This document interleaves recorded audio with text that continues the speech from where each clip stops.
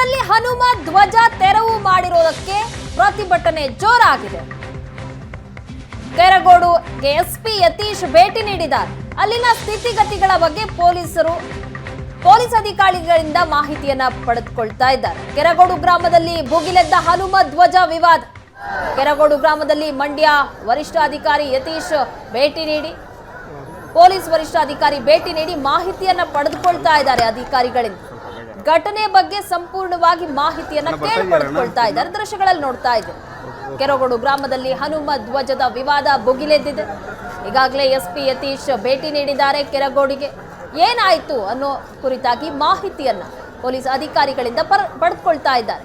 ಕೆರಗೋಡು ಗ್ರಾಮದಲ್ಲಿ ಹನುಮ ಧ್ವಜ ವಿವಾದ ಭುಗಿಲೇಳ್ತಾ ಇದೆ. ಆಕ್ರೋಶ ಹೊರಹಾಕ್ತಾ ಇದ್ದಾರೆ ಗ್ರಾಮಸ್ಥರು. ಹೆಚ್ಚಿನ ಸಂಖ್ಯೆಯಲ್ಲಿ ಜನ ಸೇರಿದ್ದಾರೆ. ಈ ಬಗ್ಗೆ ಹೆಚ್ಚಿನ ಡೀಟೇಲ್ಸ್ ಕೊಡ್ತಾರೆ ನಮ್ಮ ಪ್ರತಿನಿಧಿ ನಂದನ್. ಈಗ ಕೆರಗೋಡಿಗೆ ಎಸ್ಪಿ ಯತೀಶ್ ಅವರು ಭೇಟಿ ಕೊಟ್ಟಿದ್ದಾರೆ. ಈಗ ಯಾವ ರೀತಿಯಾಗಿದೆ ಪರಿಸ್ಥಿತಿ ತಿಳಿಗೊಂಡಿದೆಯಾ? ಇನ್ನೂ ಹೆಚ್ಚಾಗಿದೆಯಾ ಪ್ರತಿಭಟನೆ ಕಾವು? ಪ್ರಗತಿ, ಕೆರಗೋಡ್ನಲ್ಲಿ ಕ್ಷಣದಿಂದ ಕ್ಷಣಕ್ಕೆ ಪ್ರತಿಭಟನೆಯ ಕಾವು ಹೆಚ್ಚಾಗ್ತಾ ಇದೆ. ಹನುಮ ಧ್ವಜ ತೆರವು ವಿಚಾರಕ್ಕೆ ಗ್ರಾಮಸ್ಥರು ಸೇರಿದಂತೆ ಹಿಂದೂ ಕಾರ್ಯಕರ್ತರ ಕೋಪ ಹೆಚ್ಚಾಗ್ತಾ ಇದೆ ಅಂತಾನೆ ಹೇಳ್ಬೋದು. ಅಂದ್ರೆ ಬೆಳಗಿನಿಂದಲೂ ಕೂಡ ಸಾಕಷ್ಟು ಜನ ಹಿಂದೂ ಕಾರ್ಯಕರ್ತರುಗಳು ಗ್ರಾಮಸ್ಥರ ಜೊತೆಗೂಡಿ ಪ್ರತಿಭಟನೆ ನಡೆಸ್ತಾ ಇದ್ರು. ಯಾವುದೇ ಕಾರಣಕ್ಕೂ ಧ್ವಜವನ್ನ ಇಳಿಸಬಾರ್ದು ಅಂತ ಹೇಳಿ ಪಟ್ಟಣ ಹಿಡಿದಿದ್ರು. ವಿರೋಧದ ನಡುವೆ ಕೂಡ ಪೊಲೀಸ್ ಬಿಗಿ ಭದ್ರತೆಯೊಂದಿಗೆ ಅಧಿಕಾರಿಗಳು ಹನುಮ ಧ್ವಜವನ್ನ ತೆರವುಗೊಳಿಸಿದ್ದಾರೆ.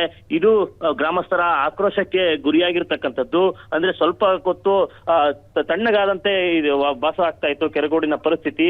ಆದ್ರೆ ಕೆಲ ಸಮಯಗಳ ನಂತರ ಒಟ್ಟಾದಂತಹ ಹಿಂದೂ ಕಾರ್ಯಕರ್ತರುಗಳು, ಕೆರಗೋಡಿನ ಮತ್ತು ಸುತ್ತಮುತ್ತಲ ಗ್ರಾಮಸ್ಥರುಗಳೆಲ್ಲರೂ ಸಹ ಏಕಾಏಕಿ ಪೊಲೀಸರ ಭದ್ರತೆಯನ್ನು ಲೆಕ್ಕಿಸದೆ ಧ್ವಜಸ್ತಂಭದ ಹತ್ರ ಬಂದು ಮತ್ತೆ ಧ್ವಜಸ್ತಂಭಕ್ಕೆ ಧ್ವಜವನ್ನ ಕಟ್ಟುವಂತಹ ಪ್ರಯತ್ನಗಳನ್ನ, ಶ್ರೀರಾಮನ ಫೋಟೋವನ್ನ ಕಟ್ಟುವಂತಹ ಪ್ರಯತ್ನಗಳನ್ನ ಮಾಡಿ ಘೋಷಗಳ ಮೂಲಕ ತಮ್ಮ ಆಕ್ರೋಶವನ್ನ ವ್ಯಕ್ತಪಡಿಸ್ತಾ ಇದ್ರು.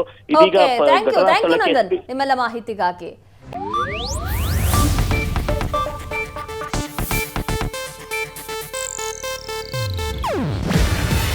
ಇದು ಏಷ್ಯಾನೆಟ್ ನ್ಯೂಸ್ ನೆಟ್ವರ್ಕ್ ಪ್ರಸ್ತುತಿ.